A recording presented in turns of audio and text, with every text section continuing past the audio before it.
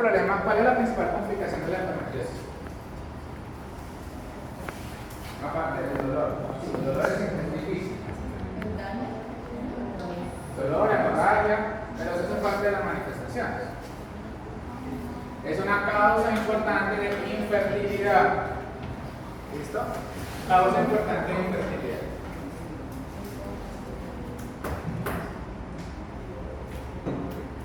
Bueno, entonces vamos a hablar aquí de hemorragia uterina normal, rápido porque esto es muy clínico.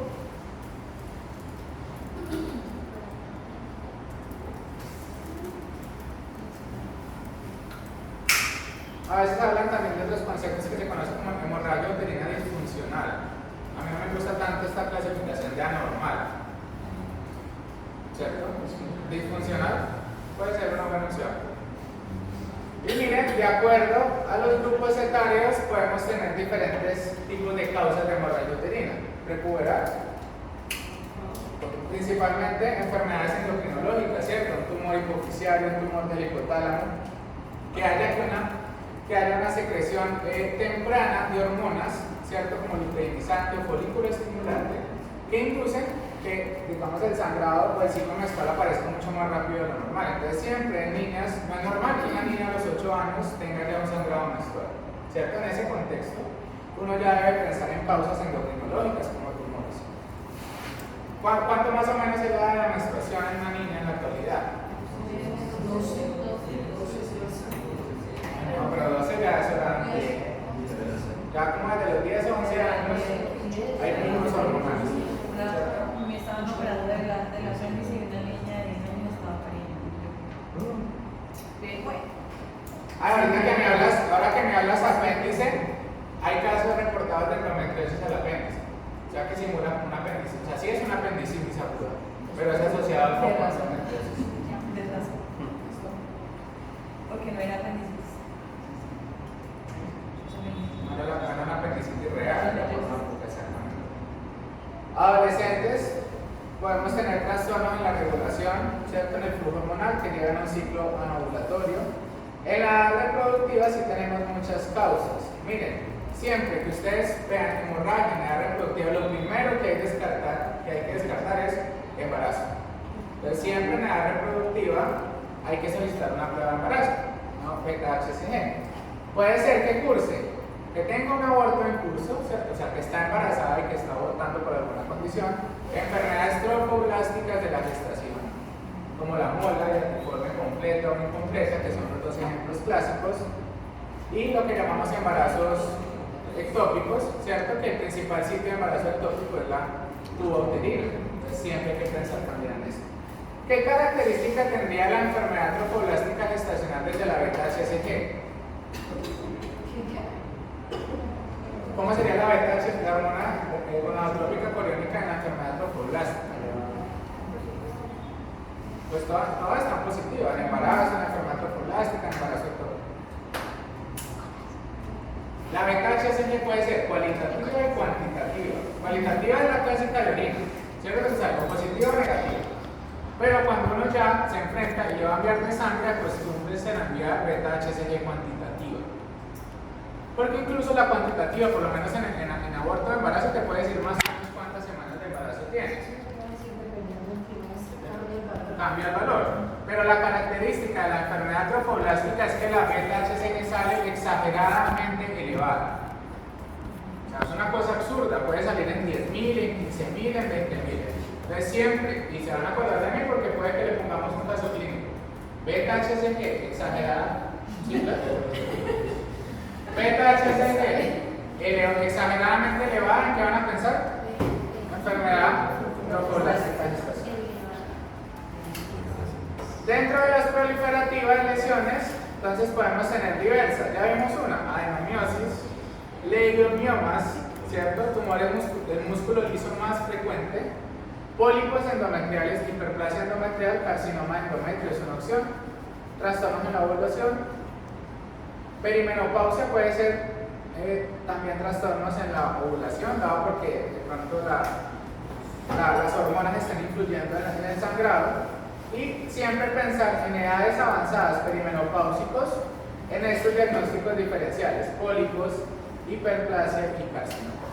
En una mujer, ojo con eso, mujer de 50 años, perimenopáusica o ya en la menopausia, que tiene dolor pélvico crónico y que tiene sangrado menstrual abundante y crónico y que ese sangrado viene con coágulos y que cambia, la primera posibilidad que uno debe pensar es carcinoma de endometrio.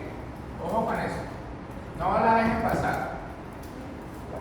Mujeres en edad perimenopáusica o menopáusica con dolor pélvico crónico y sangrado abundante y cambios en el sangrado, siempre se debe pensar en carcinoma de endometrio. En posmenopausia otra vez, miren, carcinoma, hiperplasia, pólipos, o sea, lesiones premalignas y lesiones malignas. No va a pensar una entrada a los 55 años que sea una adenomiosis o que sea un leiomioma. Siempre piensan en lo peor en ese grupo etario. ¿Listo?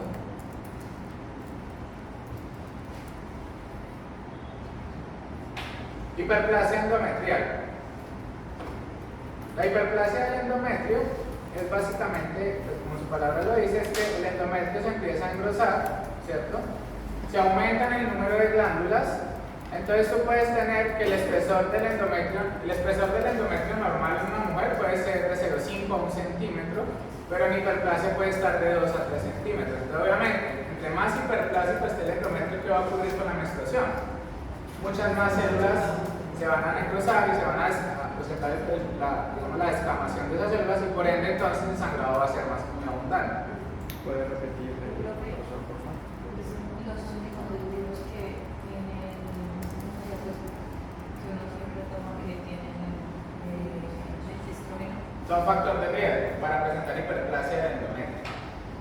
¿Puede repetir los grosores, por favor? O sea, el grosor más o menos del endometrio puede ir de 0,5 a 1 centímetro del espesor. Y en hiperplasia puede estar con 1.5, 2, 2.5. Entonces, obviamente, entre más células tenga más estroma, durante la menstruación mayor sangrado, mayor dolor. ¿Cuáles son los factores de riesgo para esto? Mire lo que tú acabas de decir. Exposición a anticonceptivos orales, principalmente ricos en estrógenos, la nuliparidad, nunca haber estado en embarazo, nunca haber tenido partos, diabetes, hipertensión, obesidad. Sí. Los anticonceptivos son tratamiento de endometriosis, pero pues es mejor que tengas endometriosis a que tengas, es mejor no tener endometriosis a que tenga hiperplasia como efecto social. La hiperplasia pues en general no siempre va a transformarse en hiperplasia con atipia y no siempre va a transformarse en carcinoma y no siempre va a tener dolor. Síndrome de ovario poliquístico es otra condición. Y uso de tamoxifeno. ¿El tamoxifeno en qué se utiliza? Muy bien, es el tratamiento para las mujeres que expresan estrógenos en cáncer de mama, ¿cierto? Cáncer de mama, expresión de estrógenos. La hiperplasia del endometrio, desde la parte histopatológica, se clasifica en dos grupos: sin atipia y con atipia. Atipia, ¿qué es la atipia de la glándula cuando no ve la morfología? Entonces, obviamente, la hiperplasia con atipia tiene un riesgo de transformarse en un adenocarcinoma endometrio dentro del 20 al 50%, y la sin atipia existe el riesgo, pero es muy bajito, del 1 al 3%. ¿Sí? Entonces, la que mayor riesgo es la que tenga atipia glandular, del 20 al 50%.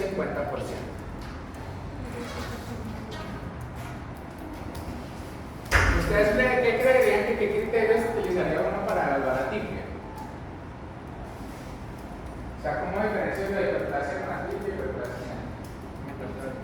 Ah, claro, esto es un diagnóstico histopatológico. Metaplasia. Cambios en el núcleo, ¿cierto? Cambios en la relación núcleo-citoplasma, identidad mitótica, se pierde la polaridad de la célula. Son factores que me permiten clasificar. ¿Cuando hay cáncer o cuando hay...? Para clasificar atipia y sin atipia. Porque pues el carcinoma, en todas hay muchas. En todas están aumentadas, por eso se llama hiperplasia. Pero la diferencia de las que tienen atipia es que uno empieza a ver que los núcleos se ven más oscuros, que hay pérdida de la relación núcleo-citoplasma, se pierde la polaridad de la célula, ¿cierto? Sin ser un componente invasivo, porque si yo ya veo glándulas endometriales atípicas metidas en el miometrio, ¿qué es? Es un adenocarcinoma invasivo, ¿cierto? Estoy hablando solamente que que estén localizadas en la pared del endometrio. Si eso ya se metió en el endometrio y tienen atipia, es un adenocarcinoma. ¿Sí? Entonces, en algunas mujeres, bueno, la ecografía transvaginal acá otra vez tiene buena sensibilidad y especificidad. Tú puedes medir el grosor del endometrio en la ecografía. Entonces ahí puedes ver que está engrosado. Y en muchas ocasiones hay que hacer biopsia de ese endometrio para evaluar si hay atipia o no, o si no puede hacer una lesión invasiva. El pólipo, si es un pólipo el que está produciendo el sangrado, ese pólipo, el pólipo es básicamente esto, ¿cierto? Es una lesión que tiene un tallo. Este es el tallo del pólipo y mire que está ocupando la pared del endometrio, o sea que también genera, digamos, disregulación que lleva sangrado, y en la ecografía usted también puede ver el pólipo. ¿Qué tipo de biopsia no haría, qué tipo de procedimiento no realizaría para hacer esta evaluación?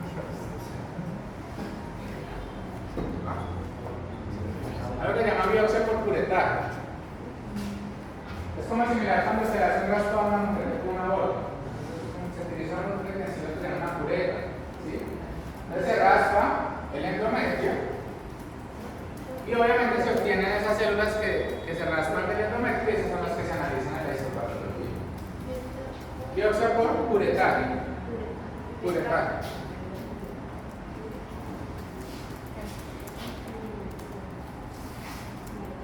La cureta es básicamente como una espátula, ¿no? Curetaje.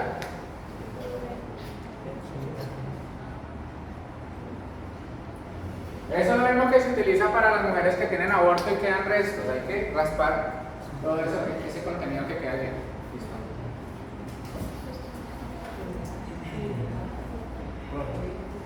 Carcinoma. ¿Y un legrado? Bueno, sí, está bien, es un legrado, más legrado por curetaje. Está mencionado. Sí, biopsia por curetaje o legrado. Básicamente hay dos tipos de legrado: legrado ginecológico y legrado en el contexto obstétrico. ¿Sabes qué tipo de legrado sería? Ginecológico, ¿cierto? Cuando hay engrosamiento, engrosamiento del endometrio, lo mismo, biopsia por curetaje o legrado ginecológico.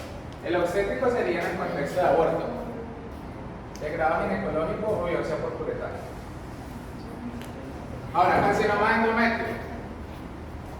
Es uno de los cánceres más o menos comunes, obviamente en las mujeres. En el mundo puede estar en la cuarta posición. Y miren acá, el 90% del carcinoma de endometrio se presenta en sangrado postmenopáusico. De ahí ya me entienden por qué les digo yo a ustedes que cuando una mujer sangra abundante a nivel alrededor de los 50 años, relacionada con la perimenopausia o la menopausia, deben pensar siempre, primera posibilidad, carcinoma de endometrio. Voy a tomar una anécdota cuando el celular. Una señora de 55 años que llevaba un año yendo a una consulta externa en Písamos, ahí en el oriente, por sangrado, 55 años. Entonces le tomaban frotis vaginal y el médico le decía que le salía Gardnerella vaginalis. Yo le decía que es una vaginosis, óvulos de metronidazol. Y la señora seguía y seguía. Entonces nunca al médico se le ocurrió mandar una ecografía transvaginal. Yo le vi la ecografía transvaginal y el endometrio medía como 20 milímetros, es decir, casi 2 centímetros. La mandé al ginecólogo y le hicieron una biopsia y tenía un carcinoma endometrio. Entonces ven la importancia entonces de sospechar y no pensar solamente en lo primero que se tiene es la vaginosis. a los 55 años, igual es que son las características del flujo también, ¿no? Hay que mirar si realmente es un sangrado, haga una especuloscopia, revise cómo está el cervix, haga un buen examen físico. Miren cómo se va aumentando el riesgo relativo por edad. A los menos de 55 años alrededor del 1%, 3 y mayor del 80 a 24%. O sea que es un tumor también dependiente de la edad. A mayor edad, mayor riesgo. ¿Cuáles son los factores de riesgo? Diversos, entre ellos obesidad, índice de masa corporal por encima de 40. ¿La obesidad para qué otro tipo de cáncer aumenta el riesgo?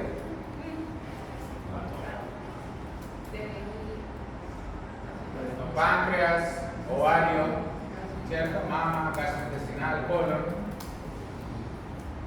Alteraciones reproductivas y metabólicas, ¿cierto? Entonces, a veces la exposición prolongada a derivados de estrógenos, la nulliparidad, que la mujer, digamos, no tenga un ciclo menstrual regular, una menopausia tardía, diabetes tipo 2, tamoxifen. Entonces, aquellas mujeres que han tenido antecedente de cáncer de mama y que han recibido tratamiento también se incrementa el riesgo. Y miren otra vez acá causas genéticas, que ya lo habíamos hablado en carcinoma colorectal. ¿De qué tipo? Si estamos hablando de síndrome de Lynch. Ah, polipósico. No polipósico. No polipósico. Mutación del grupo de genes MMR, MLH1, MSH2, MSH6, PMC2. ¿Listo? Estas mutaciones por 67ª vez son germinales. Vamos a acabar patología del sistema, sino que entonces otra vez. Vamos otra vez para que vayan conmigo. Síndrome de Lynch. Estamos hablando que específicamente en carcinoma colorectal no polipósico y también se aumenta el riesgo para carcinoma de endometrio. Inestabilidad microsatelital del MMR. Son genes de la línea somática, mutación somática o germinal. Pues espero que me hablen en coro.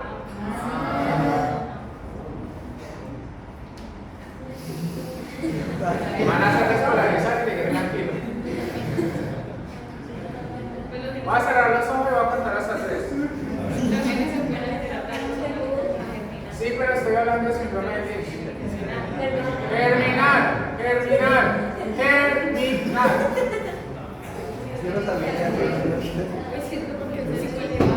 Ok.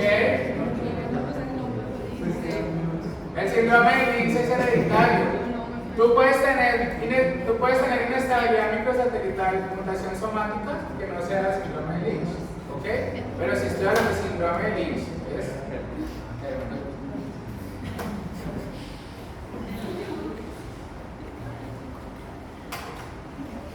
¿cuáles son los acá entonces entramos a lo interesante de la otra vez clasificación histopatológica y clasificación molecular del carcinoma de endometrio? El carcinoma de endometrio se clasifica en dos grupos, tipo 1 y tipo 2. El tipo 1, característica histológica es que es endometrioide. El tipo 2 es adenocarcinoma seroso y de células claras. Entonces, tipo 1, endometrioide. Tipo 2, seroso y de células claras.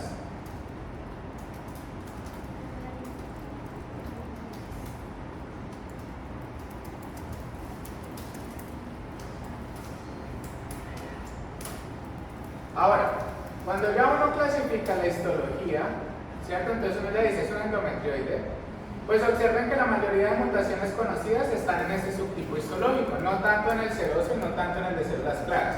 Entonces, ahora bien, podemos empezar a mirar en orden de frecuencia cuáles son los 4 grupos de causas genéticas, es decir, clasificación molecular. Entonces, lo primero, mutación de un grupo de genes que se llama el grupo de genes poli. Es lo primero que debo evaluar. Mutación de genes poli. Entonces, ¿cómo hago yo la mutación de genes polis? Este no se puede hacer por inmunistoquímica, este solamente se puede hacer por pruebas moleculares, ¿cierto? Entonces, puede ser por reacción en cadena de la polimerasa, puede ser un FISH para amplificar esa mutación. Entonces, solo se hace por biología molecular. Entonces, siempre lo hago esto. Si no tiene mutación poli, ¿con qué sigo? Genes de la inestabilidad microsatelital, MMR. ¿Cómo lo hago? ¿Qué técnica utilizaría allí? ¿A ustedes les gusta hacer eso? Inmunohistoquímica. Por inmunohistoquímica. ¿Ok? Entonces uno mira la expresión de los 4 genes. Lo que uno sospecharía para hablar de eso es que no se expresen. ¿Cierto? Entonces no se expresó MSH1, no expresó PMC2. Ahí ya no empieza a expresar que hay una irregulación. Pero con inmunohistoquímica no puedes clasificar completamente eso, entonces hay que hacer otra vez biología molecular. O sea que la inmunohistoquímica es como un filtro que te ayuda a decir, bueno, ¿están mutados los genes? Sí o no. Si no están mutados, no hago nada más. Si están mutados, hay que hacer biología molecular. Si no está mutado el complejo de inestabilidad, sigo con expresión de proteína P53. ¿Listo? Pero miren que la P53 no tiene, si está normal, entonces sería en el grupo de los que tienen la P53 mutada, pero si la P53 está conservada, pues entonces hasta ahí llego. Entonces llegaría como un carcinoma endometrioide sin perfil molecular. O sea que los 4 subtipos son POLE, MMR, P53 y sin perfil molecular, es decir que no tienen una mutación de las otras 3. ¿Queda claro eso? Pregunta de examen. ¿Sí está claro? Otra vez. Recuerden que estas mutaciones son más frecuentes en el endometrioide. Entonces yo ya sé que es un adenocarcinoma endometrioide. Entonces yo ya lo clasifiqué por histología. Luego hay que hacer la clasificación molecular. Primero, por biología molecular. Si está mutada, ahí paré. Ya sé que fue por la mutación pole. Si no está mutado, sigo con inestabilidad microsatelital, MMR, los 4 genes que acabamos de ver. Primero por inmunohistoquímica. Si hay pérdida normal, hago confirmación por biología molecular. Hasta ahí llego entonces. Y si es una mutación germinal, ¿qué síndrome estaríamos hablando? Lynch. Si no, entonces sigo con P53 y miro si está mutada o si no está mutada. Si la P53 está mutada y es germinal, ¿qué es? Difromel. ¿Y si es somática? ¿Qué tipo de carcinoma sería la clasificación según las causas? Las causas hay esporádicas. ¿Cuál sería? Esporádico, o sea, ¿por qué? Al azar, ¿cierto? Exacto, muy bien. ¿Para qué sirve esta clasificación molecular? Primero, para estadificar los pacientes y para mirar el riesgo de metástasis y mirar el tratamiento. Cuando una persona sobreexpresa o tiene inestabilidad microsatelital, yo puedo dar medicamentos dirigidos frente a esos genes de inestabilidad. ¿En qué otro órgano hablamos que también se envían? En colon. Pero ahorita ya se están enviando también en gástrico, a veces se habla también de vía biliar, páncreas, ya el MMR está más o menos de moda, entre comillas. ¿Quién me explica esta gráfica? ¿Cómo se llama esa gráfica? Primera pregunta. Muy bien, Kaplan-Meier. ¿Y entonces qué estamos evaluando allí? Ajá, exacto, esa es la definición de Kaplan. Siempre que vean una gráfica de supervivencia, uno piensa en Kaplan-Meier. Ahora, ¿cuál es la interpretación allí? Ahí está un cruce de progresión, la supervivencia de acuerdo a los meses. De meses. ¿Cuántos son 120 meses? El caso es que dice que el porcentaje de supervivencia. ¿Así como 10? Estamos malos en matemáticas. Ya, listo.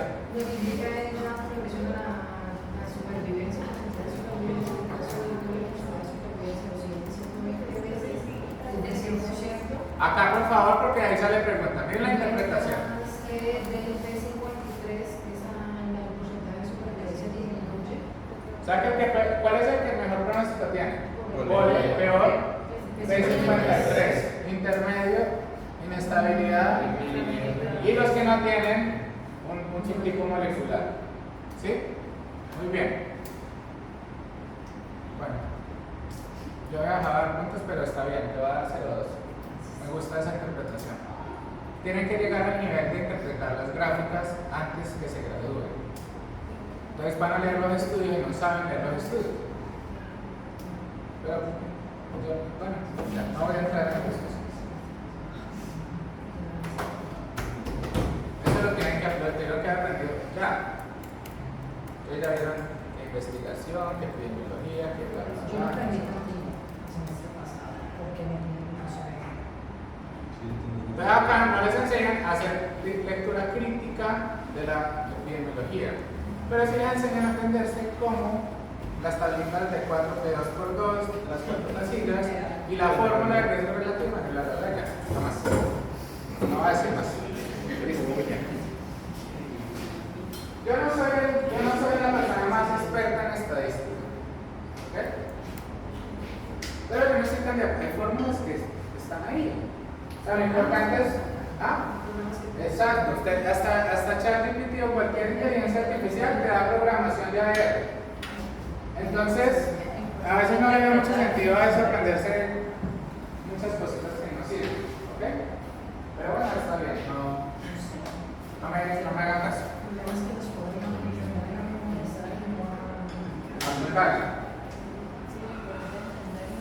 Y ya llegan a la sustentación en internado y vean. Yuca. Que no saben nada de eso, ¿cierto? Leiomiomas. Esta fue una pregunta de examen de residencia cuando yo hice el examen. Salió la gráfica y decía qué tipo de gráfica es.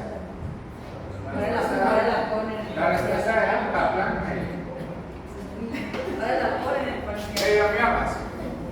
Bueno, entonces, leiomiomas son entidades bastante comunes. Por su palabra, que es una neoplasia benigna del músculo liso que viene del leiomiocito. Hay casos esporádicos, pero se han encontrado reordenamientos en el cromosoma 6 y 12, mutaciones del gen MEC12, hasta en el 70% de los leiomiomas. Obviamente la mayoría de ellas van a ser causas esporádicas, no van a ser causas germinales, ¿cierto? No son en un síndrome. Hay síndromes genéticos germinales, síndrome genético germinal que viene con característica de leiomiomas, pero lo habitual es que sea, como en todos los tumores, que sean causas esporádicas. El 70% de las mujeres pueden tener leiomiomas y son asintomáticas, ¿cierto? Y hay factores de riesgo importantes como la edad y la etnia. La raza negra tiene